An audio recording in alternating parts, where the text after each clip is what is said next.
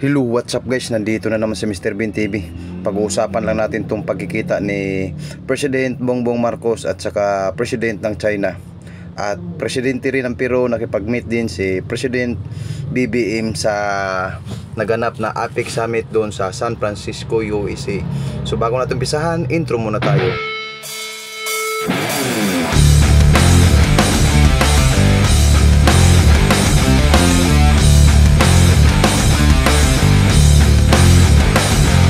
Yun, nagkita na nga sila ni President Bongbong Marcos at saka ni President Xi Jinping doon sa naganap na bilateral meeting nila doon sa San Francisco, USA.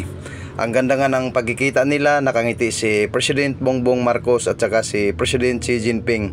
Pinag-usapan nila ang issue tungkol sa West Philippine Sea at sa mga bagay-bagay na dapat pag-usapan para ayusin ang sigalot doon sa West Philippine Sea. Dahil alam naman natin na yung China talaga, agresibo yung mga Chinese Coast Guard nila. Lagi tayong binubuli, hinaharang yung mga resupply mission natin doon sa Ayong Insol na nakasadsad sa BRP Sierra Madre, yung barko natin doon na nakasadsad sa Ayong Insol. Kaya ang ganda ng pag-uusap nila ngayon ni President Xi Jinping at saka ni President BBM. Kaya tiwala tayo na maresolba tong issue na to dahil talagang napaka-komplikado tong issue na to. Sana maliwanagan na yung isa't isa dahil walang ibang solusyon kundi ang mas tiwasay, mapayapang pag-uusap, hindi yung daanin natin sa dahas dahil alam naman natin ang China na napaka-powerful, pangalawa yan sa pinakamakapangyarihang bansa sa buong mundo. Nag-una ang US, China at saka Russia.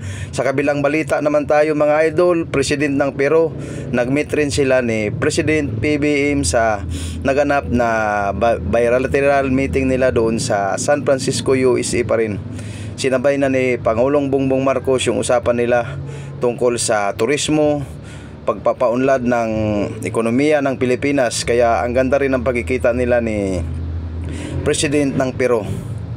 So nag-uusap sila tungkol sa mga bagay-bagay na dapat pag-usapan tungkol sa mga relasyon ng Pilipinas at saka Peru. Ang ganda ng pinag-usapan nila, puro sila nakangiti.